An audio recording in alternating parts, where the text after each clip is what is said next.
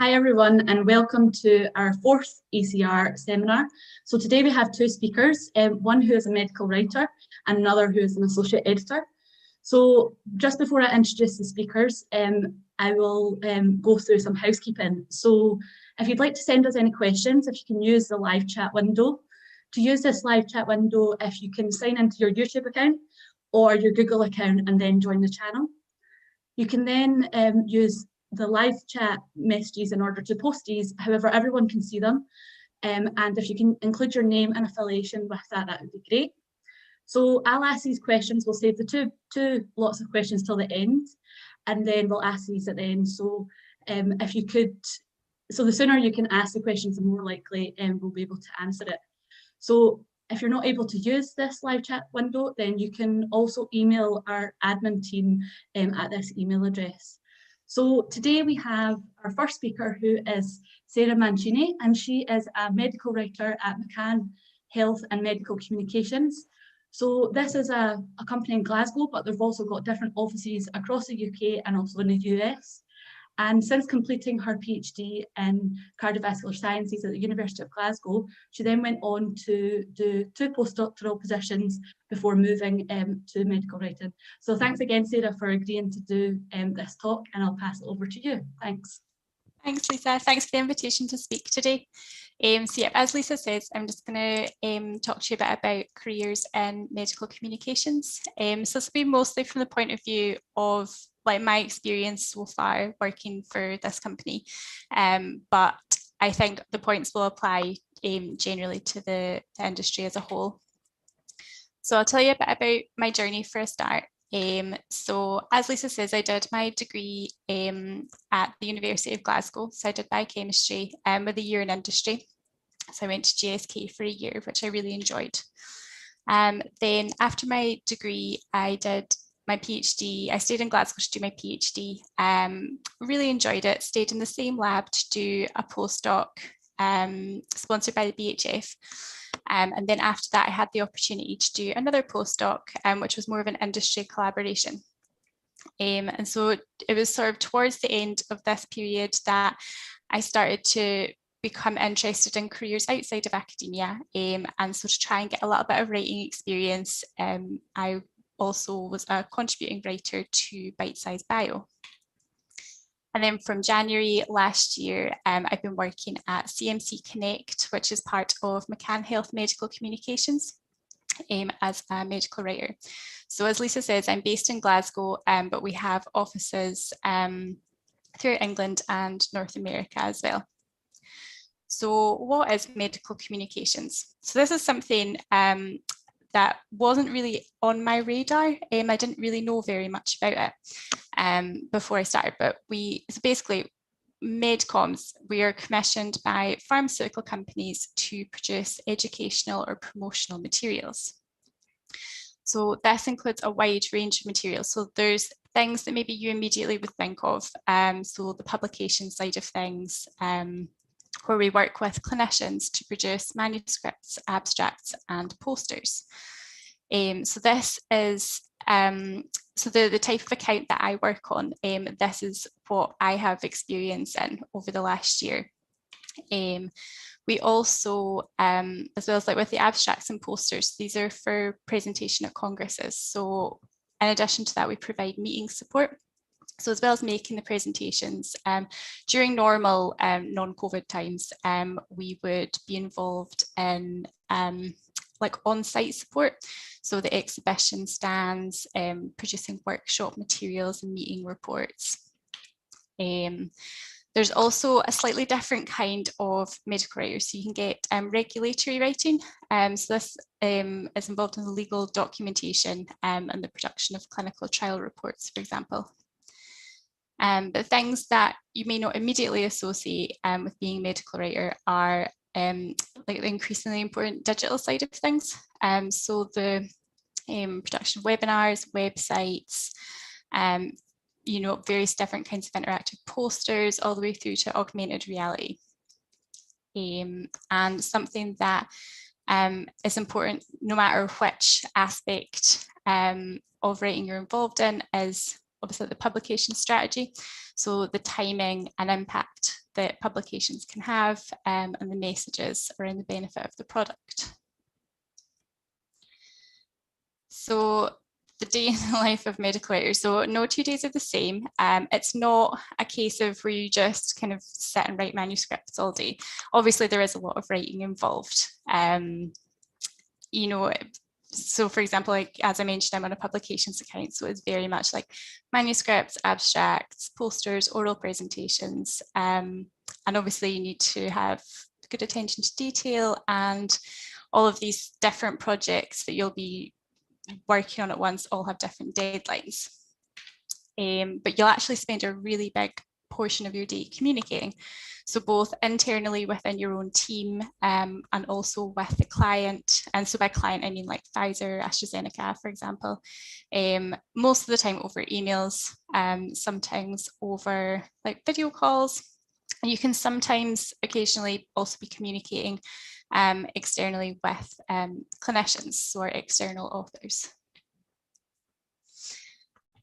So as I say, schedules and deadlines are really important, particularly when it comes to things like congresses. So similar to like academic conferences, these abstracts have strict deadlines, for example. And we also have lots of guidelines that we need to follow to make sure that everything complies. But that's something that you get used to. And also in normal times, as I say, there's travel where you can have the opportunity to travel to different CMC offices and also to congresses to provide support. So an example of a day, so I wouldn't say it was a typical day because as I say, a day can be quite different, but as an example, so we tend to start at 9 o'clock. So you'll log in, check your emails. So if your client, like so the account I work on, the client is based in North America. So with the time difference, I'll have lots of emails when I come in the morning. So you go through them.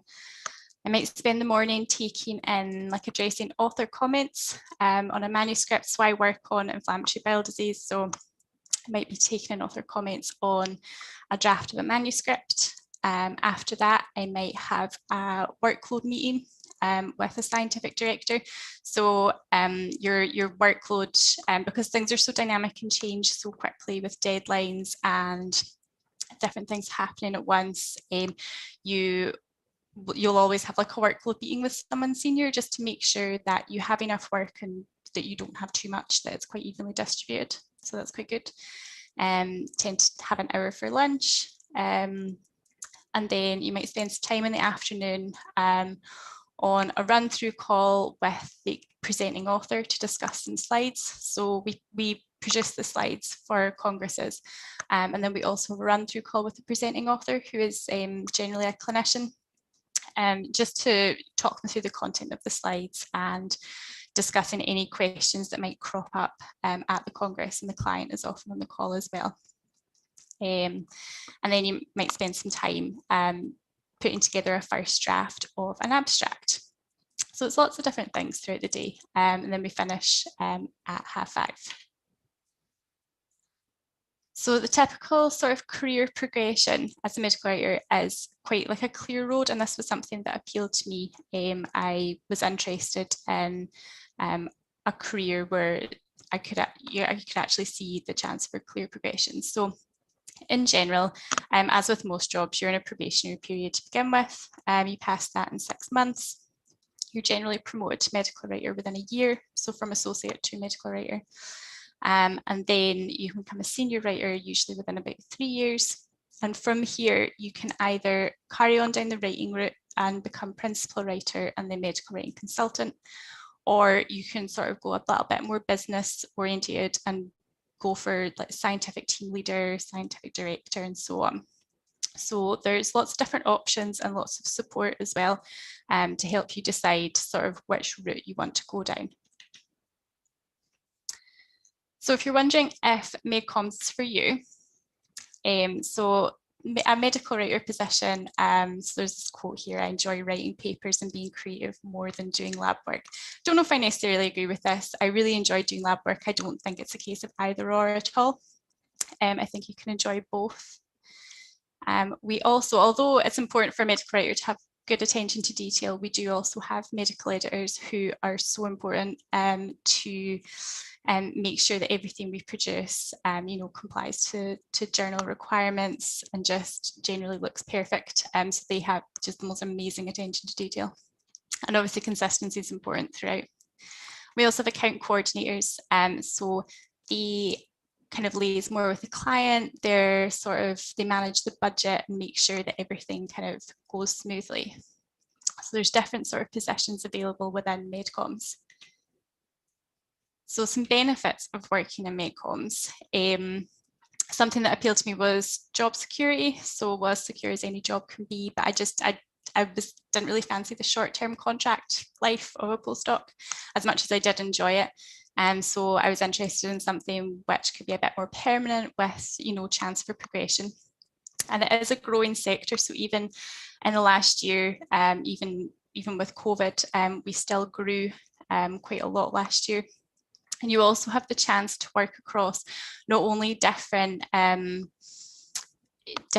types of publication deliverables, like, abstracts, manuscripts, digital design, such like, but you can also work across lots of different scientific areas as well. So different accounts involve different clients, so different pharmaceutical companies, different therapy areas, and there's the ability to move around until you find, if you want a new challenge or you just don't fit with something or you want to try something new, it's not a problem. So yes, so as I just mentioned there, and the different types of projects available, different roles, so writers, editors, account coordinators, flexible working, even pre-COVID, you could work from home. So it's very flexible in that respect. And obviously, with it being an office-based job, it hasn't really been affected by COVID, so that's been good. And in normal times, there's the opportunity to travel. But a few things to think about. Problem solving is quite a key part of the job. So sometimes you do have lots of different opinions from lots of different authors, not all of them agreeing with each other, so that can be interesting sometimes, but that's not that common, to be honest. I do think that it's important to be able to work well under pressure. Everything has a deadline. Everything has to be done like now. So you do have to be able to work really well under pressure. But something that's really nice is that you are truly part of a team. So you don't have to feel like it's all on you, which is really nice. Which leads me on to, there's obviously less project ownership than in academia. So you can be the main writer on a manuscript. And so it does feel like it is kind of yours, but obviously it's not.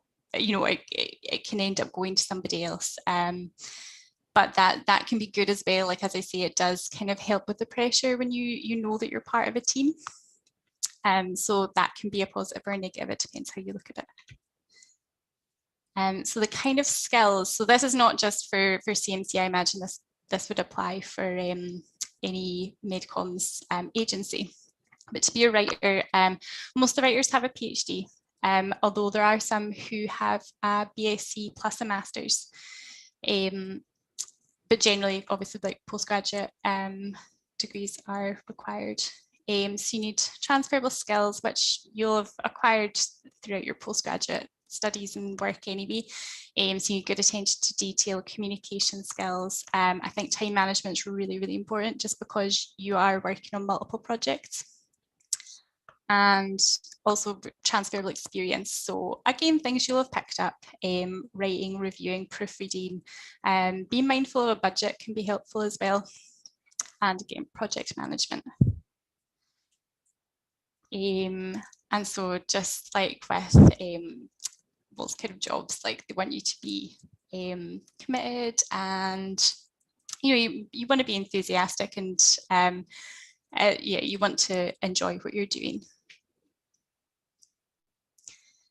So if you're thinking of applying for any kind of writing job, obviously make sure that your cover letter and CV are, perfect, no spelling mistakes, and like well written. Make sure you tailor your CV because it will be slightly different to if you were applying for like academic jobs. And so what usually happens, you know, beyond your CV and cover letter, you can be invited to complete a test, a writing test. So the first one is completed at home. And then if that goes well, then what normally would happen would be you'd be invited for an interview, and at the interview you would have a second writing test and an error reading test. So obviously all of that now will be happens remotely, but we are still very much recruiting, and this is still very much an ongoing process. And also, as with any job, like, make sure you prepare for your interview and just like do your research and be enthusiastic, and just make sure that, you know, you want to work there as well. So there's different resources out there to learn a bit more about medcoms and about medical writing. So definitely like look into it if it's something that you think might be something that you'd be interested in. Thank you for listening. I'll be really happy to take any questions at the end of this session. Thank you. Hi there. Thanks very much, Sarah. That was really interesting. I'm sure everyone else really enjoyed it as well. So as I said, we'll keep questions for the end, but please send your questions in and they will then get passed on to me and I'll ask them at the end. So we now are moving on to our next speaker, who is Dr. Eve Rogers, and she's done a PhD at the University of Liverpool and then went on to complete her postdoc at UCL. So Eve now works as an associate editor at Communications Biology. So again, thank you very much, Eve, for to be part of this session, and I'll pass them over to you. Thank you. Hi, thanks Lisa, thanks for the introduction. But yes, as Lisa said, I am Eve, and I recently started my new role as an associate editor at Communications Biology this January actually, so I'm definitely in a good position to kind of let you know why I made those decisions, what the process entailed, and what the kind of career in scientific publishing looks like.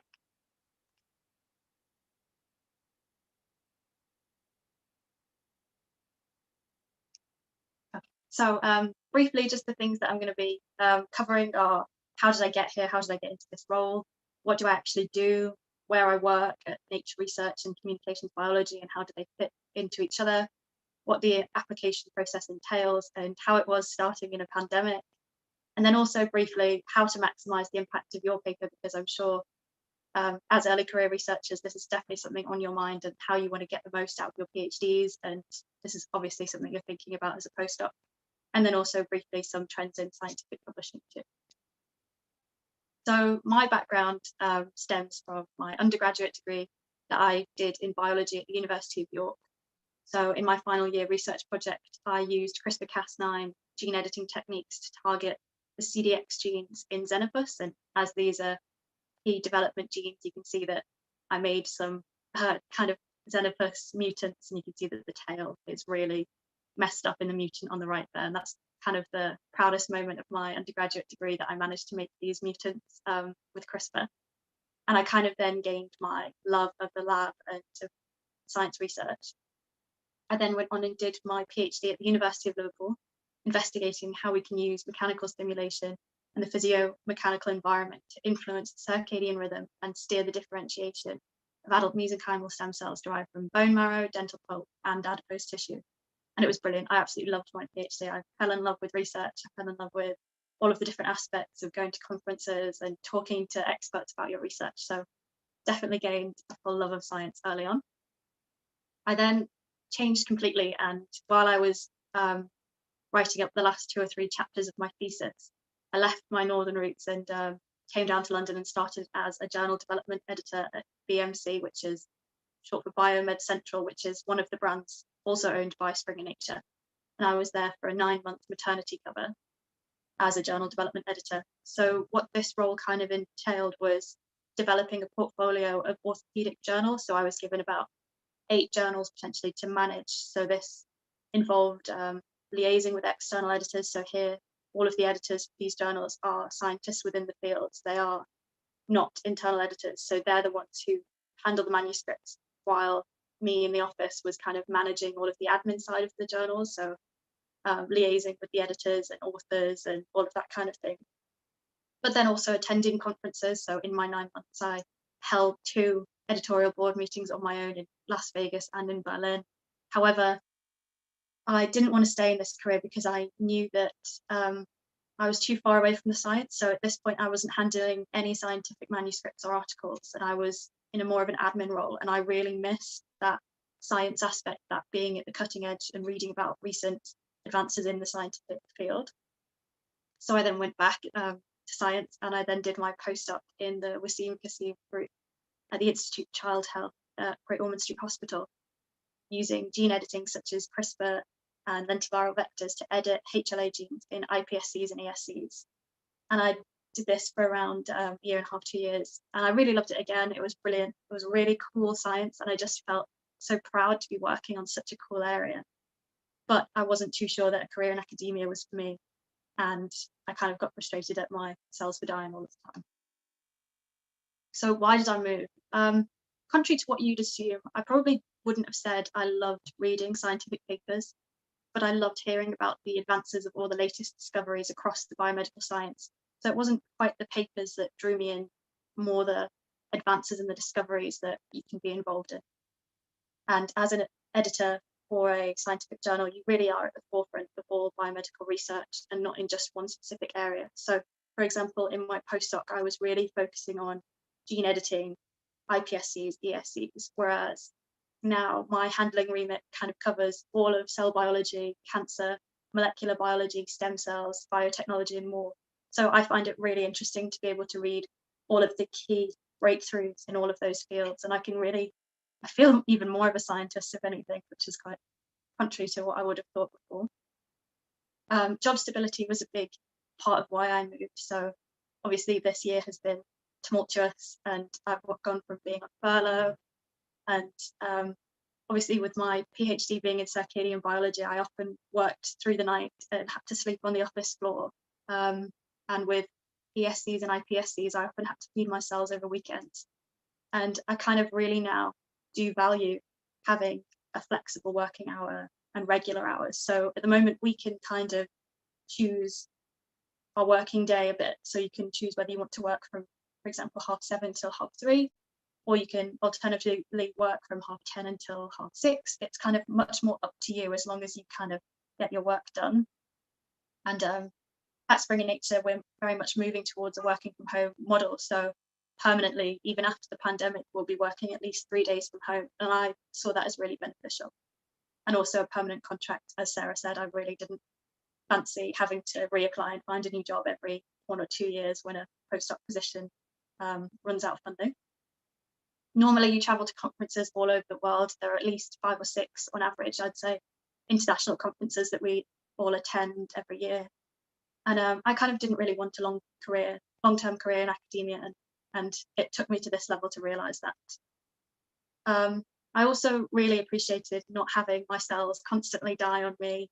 I really appreciated not the feeling of experiments failing all the time, because I really do think that's inevitable in science. You always go through times when your experiments are failing and you're not getting very good data, and it does leave you feeling very down about it. And no working over the weekend was also definitely appreciated. And I guess I really valued working towards something real and tangible. So, for example, I never felt like my data was good enough or I had enough, and I was always pursuing the next thing in my academic career. And now I feel like I definitely am working towards something tangible. I'm guiding these manuscripts from submission to acceptance, and I have a real feeling of achievement. So how did my background prepare me to be an editor at Communications Biology? Well, obviously it's really important to know how science is done and how the whole process works, and what it's like to be a scientist, what it's like to be an author. Understanding the review process through publishing. So for example, in my PhD, I published a couple of papers, and it was really useful to kind of have that understanding of how it works. The ability to present your research at conferences, and also networking at conferences are really key skills, and also to be able to read papers. I mean, in your thesis, it's kind of inevitable that you will have read a big chunk of papers. The key skills gained from an editor are critical thinking, having a big picture view, communication skills, and then also practical skills. And there are a lot of different elements that come into this. So what does an editor look like? So the profile of an editor tends to be a PhD level scientist, occasionally with postdoc experience, but yeah, usually postdoc experience, but it can be a PhD level scientist with an understanding of the publication process. They understand the major challenges in their field and the current issues in publishing. They have a broad interest in science beyond their own research topic, and they're very critical thinking. So that's something that most PhD students will have had some experience in. So for example, just simple journal clubs and being able to think critically to evaluate papers is definitely a good step in this career path. Communication skills are really essential, and then also motivation. So normally a lot of these we are gaining from PhDs and from academia. What do I actually do as an editor? So a big proportion of my day is usually involving around manuscript assessment. So this tends to start from the initial manuscript assessment when we receive a submission, and it is, for example, allocated to me if it's a stem cell paper or a cell biology paper. And then I will read this manuscript and think, what story is this manuscript trying to tell? Is it novel? Have other papers published the same or similar findings? Will this be of interest to specialists within that field? And does it fit within the scope of our journal? If it does check all of these boxes, we then send it off to peer review. A lot of manuscripts are rejected at this stage, not as many as in Nature Cell Biology, Communications Biology, but we tend to reject around 50% of manuscripts at this stage if they just don't offer any novelty, or they're not appropriate for the journal, or they have a very low impact and we don't think even specialists within that field would be interested. It doesn't have enough advance over previous papers. And then peer review is kind of, I'm sure you're all familiar, but where a paper would then be evaluated by researchers within that field, that specific area, because they're the ones ultimately who are able to make these judgments and have the scientific knowledge and experience to recommend certain decisions. So why do we go for peer review? So peer review is kind of a form of quality check. We all need trustworthy sources of information, and these are scientists that kind of verify that and back up the data presented, and can make a claim on whether the conclusions are supported by the data or not, if the findings are interesting or if they're original. It's really important, as we all know in this current world, to be able to distinguish pseudoscience and fake news from what is the consensus of scientists within a field. You can't believe everything that's written online, and if peer reviewed, it kind of tells you that fellow scientists have checked that the conclusions are backed up. It's also a reason that everyone should have some understanding of science within this role. It's not so much for the facts, but to understand how the scientific process works, and so you can decide what sources are trustworthy and which aren't, and you can listen to this advice from peer reviewers and then build on it from there. Peer review management is also a big proportion of what we do with our day. So this involves choosing referees who are appropriate for that journal. So this is in subject area or in technical skills, or generally in that field. And ideally they should represent a diverse background in terms of geographic location, nationality, seniority, gender, and usually we aim to have 3 reviewers per paper, so that if 2 reviewers are really going off in opposite directions, it helps to have a middle ground. The next thing we do spend a lot of time on is evaluating feedback from reviewers. So once we receive these reports from the reviewers, it's then time to make a decision on should the authors be invited to revise their manuscript, or should it be rejected, or is it a brilliant manuscript? This is very rare and could potentially be accepted in its current form. But normally it does tend to be a minor or major revision at this stage. Finally, kind of other things that we do is keep in touch with the research field. It's really important that we have a grasp on what are the new emerging trends within scientific research, what has been published, what are scientists looking for in the literature.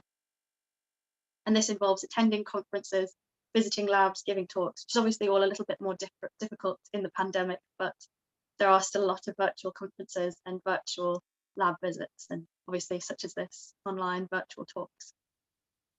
We also ensure that authors are sticking to our policies, including on research ethics and data sharing, because these are really key parts to our ideology. We also edit review articles, news reviews, pieces, and other non-research article manuscripts, and also write editorials, research summaries, blogs, and tweets, and all the other things that are involved in the journal. The key part here really is that editors are scientists. The career path is the same. You have an undergraduate degree, a postgraduate degree, and preferably postdoc, and you are still really reading the forefront of research, and you need to have an up-to-date knowledge base. And it's just one of the many possibilities for scientists outside of the research lab.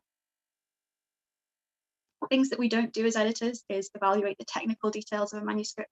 So although we may look through figures and we may look at the methods used, it really is up to the experts within that field and the scientists to really have a look at their expertise and give their scientific opinion. But at the initial manuscript stage, we're really looking at the novelty, we're looking at the advance, and we're looking at the impact of a manuscript. And then we kind of leave the technical details up to the peer reviewers.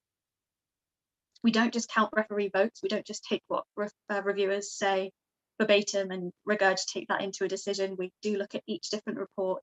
We evaluate each comment and see what we think is appropriate for our journal. So for example, if a reviewer is asking for 10 different new experiments, then we don't quite think it's necessary for this article at this stage in this journal. We'll advise it what we think is best through that process. We don't just accept papers because they're in a hot topic, because that doesn't make it good science. It has to still be that good science foundation. And also we don't make decisions based on author names or affiliations. So who you are and where you're from doesn't mean that you're going to get a paper accepted, which is probably good for us early career researchers. What we look for when hiring new editors. So I've obviously only been in this role for a few months, so I asked my boss for some pointers on what she looks for as the chief editor of our journal, and she said these are some really key points. Can a applicant summarize the main novel points of a paper that's outside of their research area? So it's really important that you're able to, with a fresh mind, still critically think about a paper that is outside of your remit, because the paper should, if it's a good paper, it should give you the foundation that you need to evaluate that through its introduction and through its text. Can they articulate why a paper is or isn't an advance in a particular field? So I guess everyone is used to searching through things like Google Scholar and PubMed and all of these repositories, and it's a really helpful way to just quickly see what else has been published in this specific area. Do they know when they don't know something? And it is very important to be able to admit when you don't know something. You may think it's interesting, you may want to follow up on it, but it still is important to say if you don't know.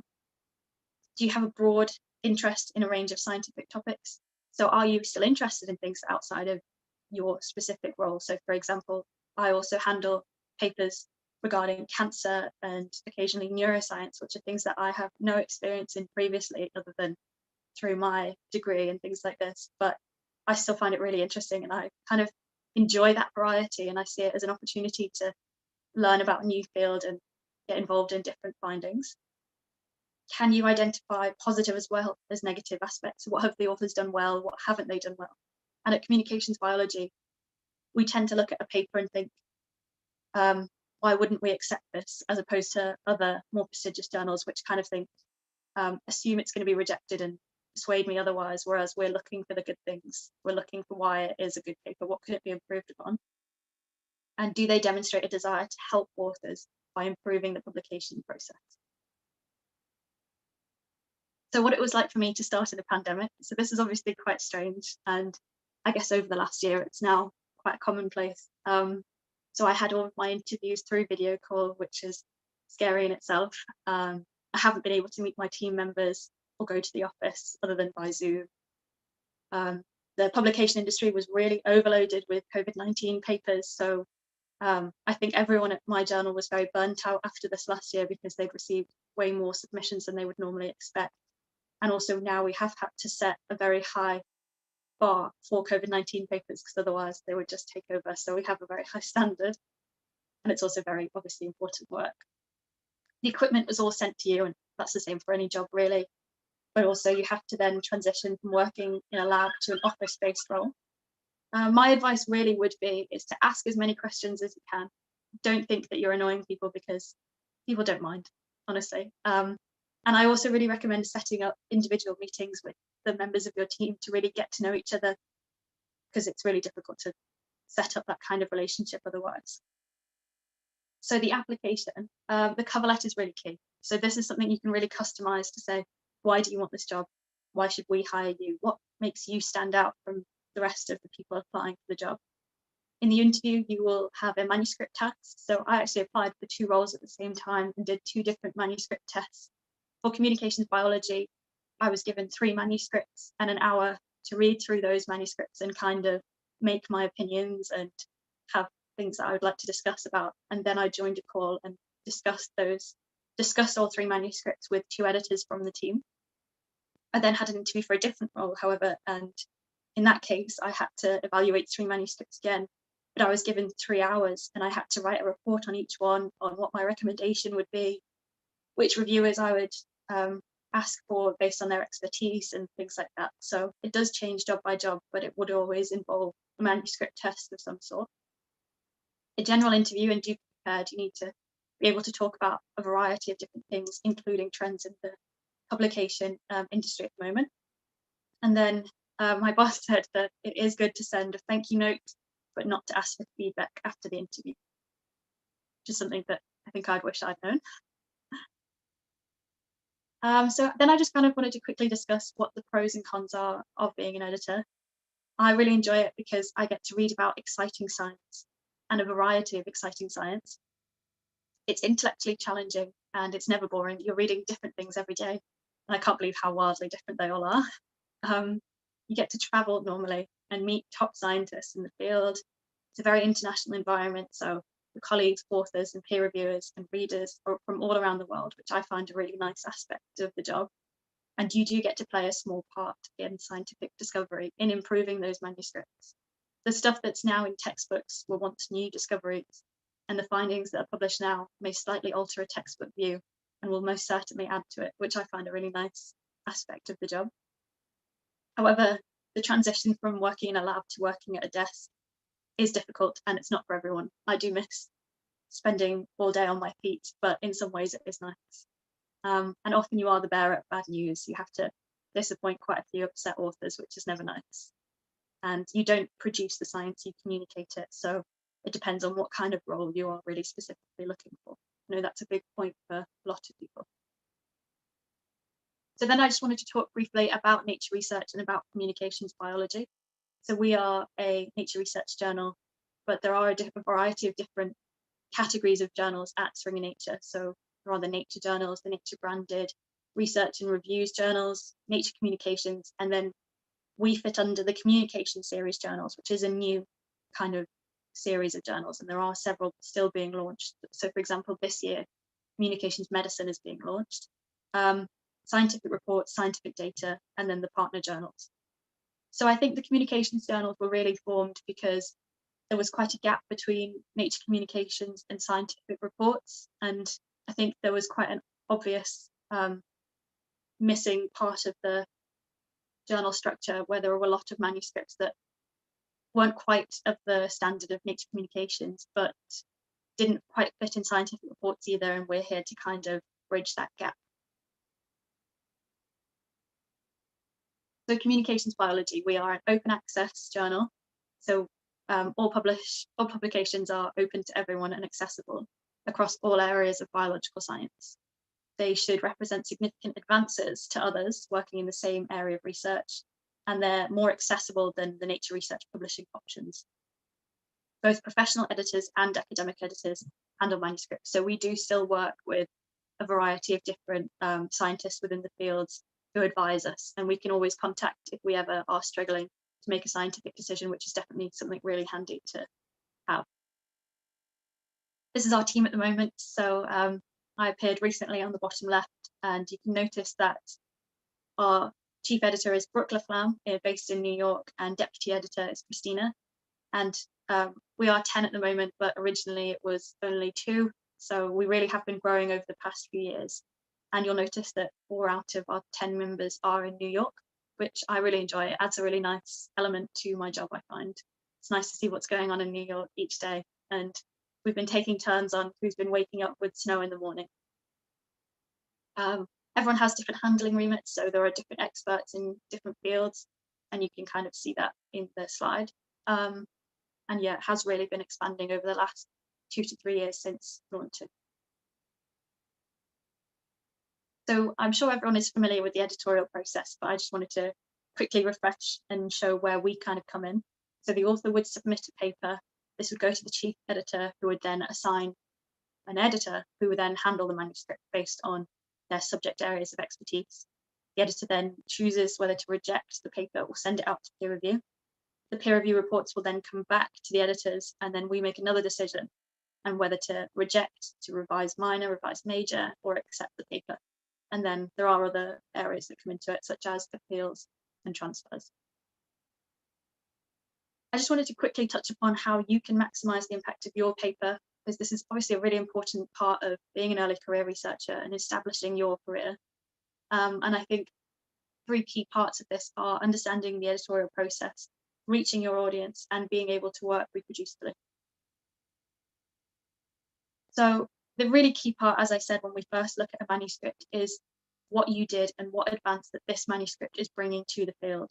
What question are you answering? What's already known? What advance does your study provide? And it's really important that you kind of do spell this out and really highlight what does your paper show without overstating the implications.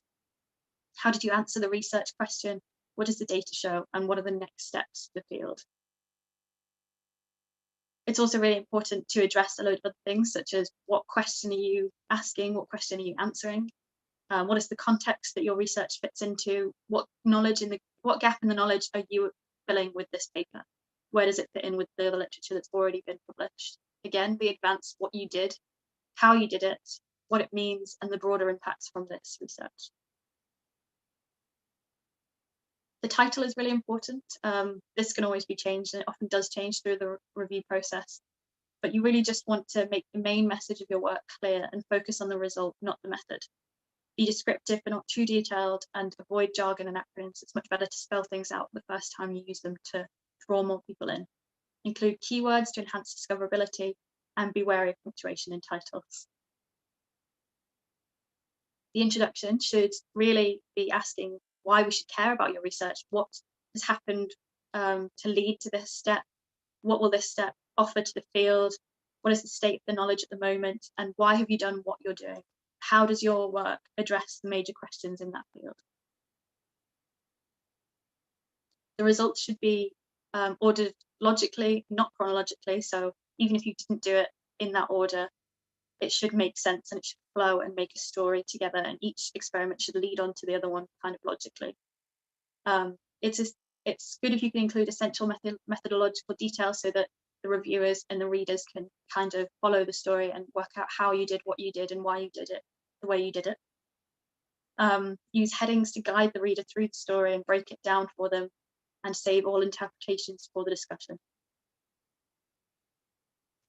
The figures are obviously a really important part in any research paper, because this is how you come to your conclusions. This is how everything you've worked for, and it's your data on display. So it's really important that you present your figures in a logical order. You make sure that they're clear and understandable, and you keep them focused. And the discussion as well is a kind of really important way in which we provide a brief summary of the results and conclusions, and state again, how do the findings fit with previous research? Address any discrepancies or conflicts. The reviewers and the scientists will probably pick up these, so it's much better if you address them in an open and collaborative way. And how can others use this research to further impact their own? There are a number of different criteria. So, for example, Nature Research is kind of the premier multidisciplinary open access journal in this portfolio, and the research is significant to specialists in a broad way. Communications biology, however, we're a bit more specialised, so this will be interested to a smaller community of specialists, but the findings will still be novel and represent a conceptual advance. Scientific Reports, however, does publish research across all of the natural scientists, and they don't necessarily have to be completely novel, but it must just be an advance in some way. It must be methodological or analytical or statistical and ethically robust. Papers may be rejected due to a lack of impact. What this kind of means is how many people will do their research differently because of your results. And again, these are really important things to kind of spell out in your own manuscripts. How many others will cite your paper? Will this be of interest to others? Have you generated a resource rather than just conclusions? Resources are obviously really useful to other scientists because it kind of saves them for having to do a step and they can understand how you've come to your conclusions.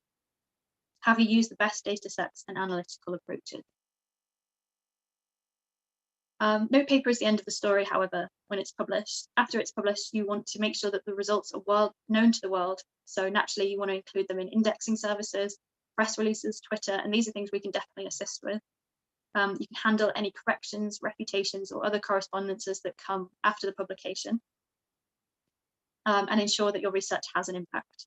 For a paper to have impact, it should be used by others in their research. So things like data, code, ideas, and results are really likely to be then used by other papers and other scientists.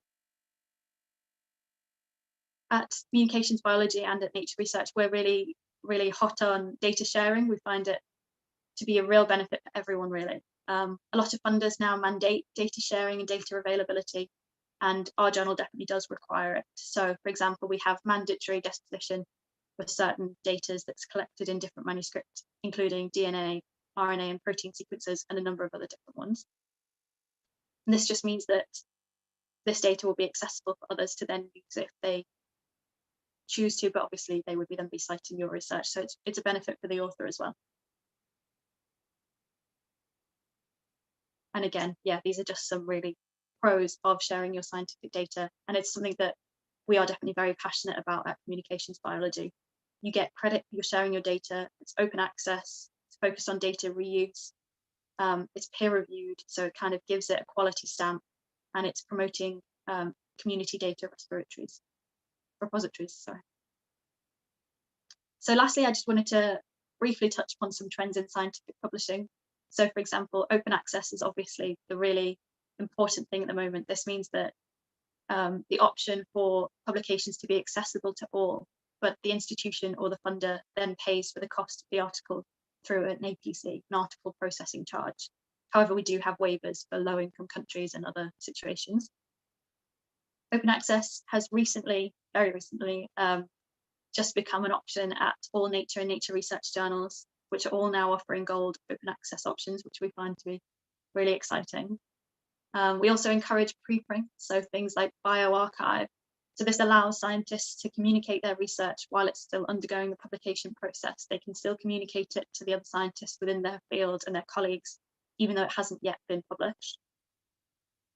And then we also have new initiatives such as In Review, which allows authors to track their manuscripts through the publication process to see what stage it's at. So you can see that, for example, your manuscript is with reviewers, and some reviewer reports have come in and others haven't, and you're waiting. You can see exactly what stage your manuscript is at. And it's also another way that you can share your preprints.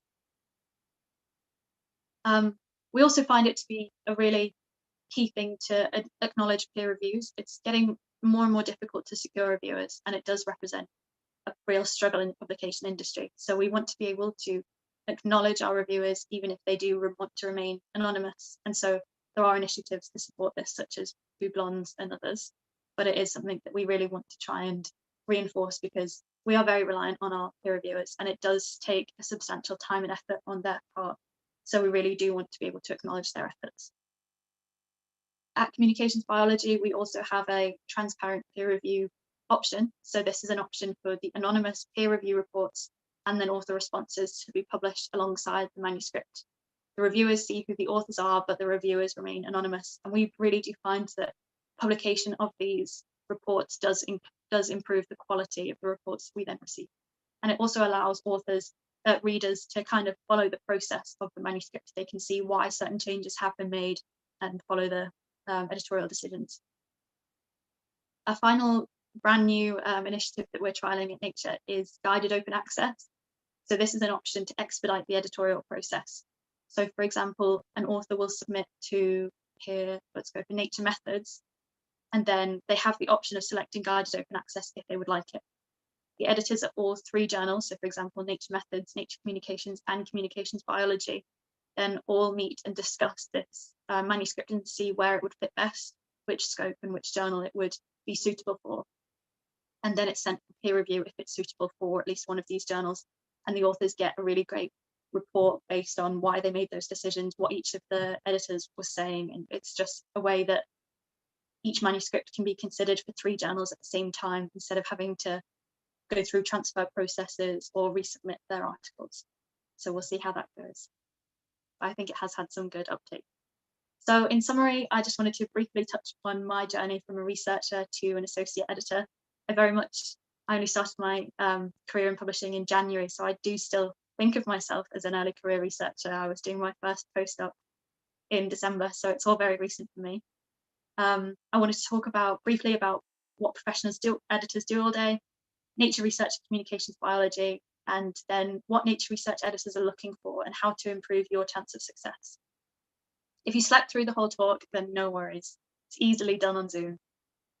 If you like reading papers, can think critically about them, and want to spend your life learning science and helping others publish, an editorial career might be for you. The most important thing to know as an author is get in touch with the editor. We definitely want to hear from authors, and it does help keep things on the top of the priority lists. But we are here to help. We're here to help everyone. It's not just something where editors are these faraway creatures. We definitely do care about your manuscript, and we're very invested in each of the manuscripts that we handle. High impact science doesn't come from the journal name. It comes from asking important questions, transparent reporting, and reusable data. And also, I would say it's very important to write your manuscript to reach your audience. If you are interested in a career at Nature Research, then I do recommend taking a look at our job availabilities. These should all be online at the editorial and publishing jobs part of our career website. And then finally, I just want to say thank you for being invited to come and speak at this talk, and for everyone who's joined. Please, please, please do get in touch if you have any questions, or if you'd like any advice or anything like that. My email is there. You can also tweet the journal, tweet me, but I'm definitely more than happy to take any questions or speak to anyone who's considering a career in this field.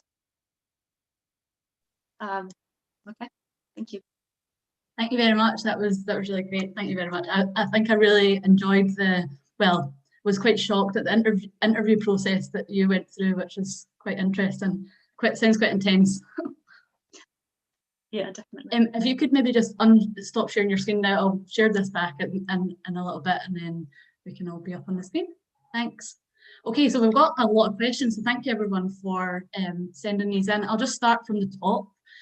So we've got Lauren from the University of Glasgow.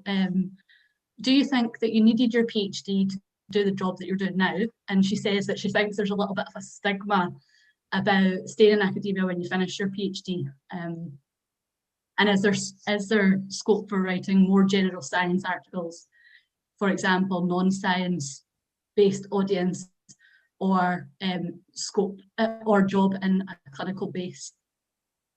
Sorry, Lisa, is that for me or Sarah? Sorry, this is a Sarah question, yeah. Oh, sorry, I think most of the questions are coming through from, and that's actually probably quite a good thing as well. Maybe, do you think you definitely needed your PhD as well, Eve? But we'll start with Sarah and see what you have to say about that.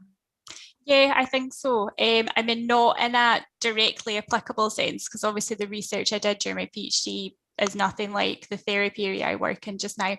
But I think just the skills that you gain from it and just the general experience, I would see even like the postdocs I did, like as much as part of me wishes like, oh, I wish I just, left earlier, like done this earlier, that I'd be more senior now. But I do think that like all that experience is definitely beneficial for progression in this. So yeah, while it's not directly applicable, it is definitely useful. Sorry, what was the second part of the question about the non-medical? Yeah, so is there any scope for writing more general articles for a non-science based audience, or is the job all clinical based? So I think, so I can only really speak from like the account that I work on, so that is very clinical, but I know that other accounts Well, I think they are, you do generally work with pharmaceutical companies, so there will be like a medicine kind of aspect to it, but I know that there are other ones which are not publication heavy. They're more about like e-learning materials and like reaching out to different types of audiences to educate rather than, you know, everything being directed at like healthcare professionals and clinicians. So yeah, there's definitely a wide variety of work out there. I think there might be a question further on about the PhD as well, but do you think that you need to have a PhD for your job currently? Definitely. I think it's really important to be able to pick apart science and think analytically about different aspects of science. And I think it's also very beneficial to be able to kind of submerge yourself in a completely new area of science. And I think that's something as a PhD you kind of learn to pick up techniques, to pick up intricate detail quite quickly, and I definitely feel I benefited from that. And I think doing a postdoc, which was in a very different area, also helped with that. It helped me to be able to immerse myself into a completely new field and pick up quite technical things quite quickly. Yeah, and definitely something good for your CV that you've worked in different areas of science. So we've got another one. I think, Sarah, this is for you as well, just because they're from the start. So from Kirill, how did you prepare for the interview writing and editing test?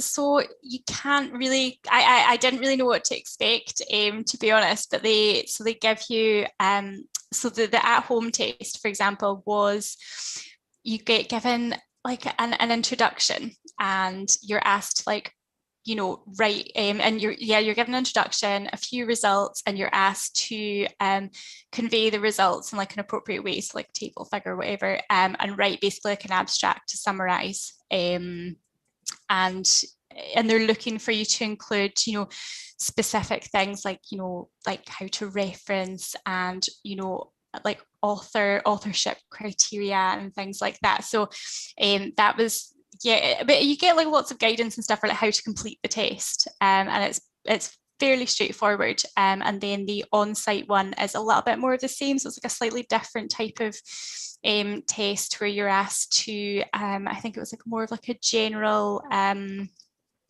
like a lay summary of like a manuscript that you had to read, and then the editing test was just, it was like a proofreading kind of thing. So while you can't really prepare, but everything you've done, you know, all your experience up till now is really like what prepares you for it. Yeah, definitely. Both interviews definitely sound pretty intense. Definitely not something I'm used to anyway. We've also got Claire from the University of Glasgow, who says, how do the salaries in medical writing compare to postdocs? I would say that it's similar to a first postdoc. Okay. For an associate writer, I think sort of roughly in line, I think. I don't know, like different companies maybe pay different. I don't know. I think our company's like in line with the average or whatever. Okay. It's sort of roughly about the same as the first postdoc. And we've got one from Vanetta. This is for both jobs. Is it possible to work remotely, for example, in a different country? I don't know. So I know for my company, for example, we do have offices in North America. Whether you would be able to, like, whether I would be able to transfer there, I actually don't know. I guess I don't see why not, because everything's all remote anyway, but I would like to say for sure, but I don't see why not. I think definitely the pandemic's maybe changed a lot of home working for that, but yeah, probably something that you could double check with the company as well. So I've got a question for Sarah. Do you require a natural talent for writing to get into medical communications, or can you develop these through the job? I think there's definitely a huge element of development on the job, but I think to get the job in the first place, I think that you do need to have a certain level of writing ability, you know, just to pass the tests. But from there, you certainly get a lot of guidance once you're in. Great. And Kirill, for both of you, what are the challenges that you find transitioning into your new role, and where you supported during these first months? I suppose you've sort of answered that a little bit, Sarah, but. Yeah, so for me, yeah, I spent the first few weeks in the office, so I have been lucky enough to meet people I've worked with, but it's something that I get. It'll be the same for Eve, like it really suits home working. And so much of what we do, because our offices are spread out anyway, and like Eve will be the same, like with New York and London, and you know, so much of it's done remotely anyway, so it's actually been fine. Do you think the same, Eve? Yeah, so I think our editors have been working from home pre-pandemic anyway, not 5 days a week, but there is a lot of remote working and conference calling with people internationally anyway. So it definitely has been that. I think it is tricky because you can't just turn around in the office and ask someone a really casual question. You have to go through the whole process of messaging someone and feeling like, oh God, I don't want to annoy people. But it's very good when you get into that. And then I think one of the struggles that, not struggle, but problems that I had to acclimatize with was just working out what is our editorial bar, like what is good enough, what is the standard. And that was something I kind of am learning with experience, but still trying to get there. Yeah, I think it definitely be an experience sort of thing, because I know from peer reviewing some articles as well, you're sort of a bit like, oh, that's good, but is it good enough? So yeah, definitely, it's interesting. And we've got a question from Carly from Cardiff University for Eve. Do you ever have to deal with difficult customers? Yes, occasionally I think we do. I mean, understandably, a lot of authors are upset if they feel like their manuscript hasn't been taken how they want it to be, or they have a rejection, and they then do feel upset about this. And it is understandable. I think an element of empathy is important, and it is important to be able to communicate to that author exactly why you came to that decision, that you understand all of the things that they have done, and kind of really do talk to them on a personal level about this. But it is difficult to kind of appease everyone. We do have a appeal process that if an author really disagrees with what the decision is, then you can always take it through the appeal process. But no, definitely there is a lot of tactful communication involved, and learning how to say things without upsetting or offending anyone. Great. We've also got another question for Eve. What are the most common reasons for rejecting of manuscripts? So just in my personal experience, I would say it does usually be to do with novelty. So have these findings been published? And often the authors can kind of shoot themselves in the foot if they've published something that's very similar in the last few years, and there isn't enough difference of this manuscript from their previous manuscript, or just being able to, that manuscript on its own to be a high enough impact and novel enough on its own. Annoyingly, things do happen, such as when an author has submitted a manuscript and then a new publication comes out that is publishing their exact findings, and that must be so frustrating to the author. But we do try and take it on a independent perspective. We do still try and work, how can we distinguish this manuscript from that one, and try and work with the authors to get through that. But I do think the main reason for rejection is novelty, and that paper standing out from the other publications in that area. That's good. Another question from Imperial, so from Lindsay, for both of you. Could you please share some tips on writing a good covering letter? I'll go to you first, Sarah. Okay. I just think just definitely be specific. Like, don't reuse. I mean, I know it should sound obvious, but just make sure it's really specific, and make sure you really think about, like, just like for your own good, like for exactly like why you do want it and exactly why you think you'd be a good fit. Like, just proper spell it out. I think it's really important for your cover letter maybe to go through your experience and highlight how each thing that you've done is relevant to this job. Like, what experience did you gain from that, and what did that teach you, and how is that applicable for this job? It's really important to kind of show the people you're applying to that you've gained skills from each of your different experiences that have set you up to work better at this role. So kind of tailor it specifically to the role you're applying for. Right, thank you very much. And we've got a question from the University of Glasgow, Annabelle. How important is the publication record when applying for jobs in medical writing? It's not, I don't think, because, so I mean, you can go straight from your PhD, and you know, you're not necessarily going to always have a publication from that. So no, I don't think they're really interested in that. I think something that they were interested in is that you understand some of like the regulations around the publications process, you know, like criteria for authorship was a really big one, because that's something that I don't think it's like an enforceable thing anyway, but it doesn't really happen in academia to, you know, to the same extent, like the exact criteria you need to meet to be an author.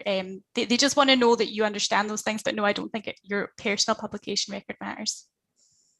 Yeah, so that's not, so you don't actually you get acknowledged on the paper, but not actually included in the authors. Yeah, exactly. Yeah, you're in the acknowledgement section. Yeah, fab. And there was a follow-up question from that as well. Are they interested in writing experience outside of science? I mean, I think any writing experience can't hurt, you know, like it shows you're interested in writing, you're enthusiastic about writing. I mean, I mentioned at the start of my talk that like when I first started hearing a bit more about medical writing, I thought, well, how can I, like, in addition to my publications, how can I show that I'm interested? So that was when I signed up to Bite Size Bio. So that's something I would definitely recommend doing. Anyone can sign up, you can contribute, you know, methods articles or like all sorts of different kinds of scientific articles. And it's good for you, it gives you a bit of experience as well. Great, huh? And we've got a last question here from Mary from the West of Scotland. Can I get a job in my final year of my PhD? She's also a medical doctor. So is there sort of like if you're finishing the end of your PhD, should you be applying a little bit before that, or I mean, I suppose to both you and Sarah, Eve and Sarah. James, I know for my company, I know that you definitely can. Like we have associates who joined just before finishing their PhD, so they were in the middle of the write-up. And so, yeah, I think that's really common. Is that sort of the same in your industry as well?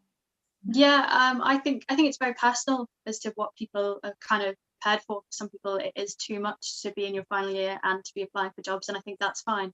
But I think if you are in the position where you want to just get going and keep pushing forward, then also, yeah, I definitely encourage it. I started applying for jobs in my final year of my PhD, and I started working in my final year of my PhD. So I hadn't actually finished my 3 years when I started working, because I was in the writing up, and I just kind of made that decision for myself to have extra work and to put extra pressure on myself. But I do think it's not for everyone, and I wouldn't put undue pressure on yourself if it's not something you're comfortable with. Sorry, we've just got one last one here. So from Hughie from the University of Glasgow, he says, thank you both for your great talk. So could you please share the best places to search for calls for this type of job? And if we go to you first, Steve.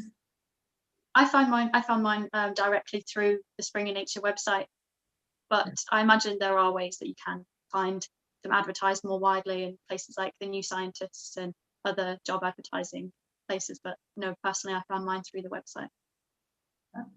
And Sarah, you? I think I found mine through LinkedIn. I think, and it was also like directly on the website. And then so when I first started looking at medical writing, I knew that I wanted to be based in Glasgow, and so there are only 2 companies to choose from, so that kind of narrows it down for where to look. Great, Fab, thank you very much. That was, I think, as we've got so many questions, obviously everyone's been really interested in your talks. I'd just like to thank you both again for agreeing to do this. I'm just going to share my screen on our last session. So the next session that we've got is public engagement, so how to get involved in public engagement. So please attend. This is on the 1st of April, and we will, I think it's at 1 p.m. actually, it's 1 p.m. on the 1st of April, and we'll have a few different speakers as well. And also if there's any topics that you would like us to organise some events in the future, then please let us know. You can email myself or my other 2 co-chairs. So thank you again for both of our speakers, and thank you everyone else for listening and sending in your questions. That's really great. Thank you. Thank you, Lisa, too. Thank you.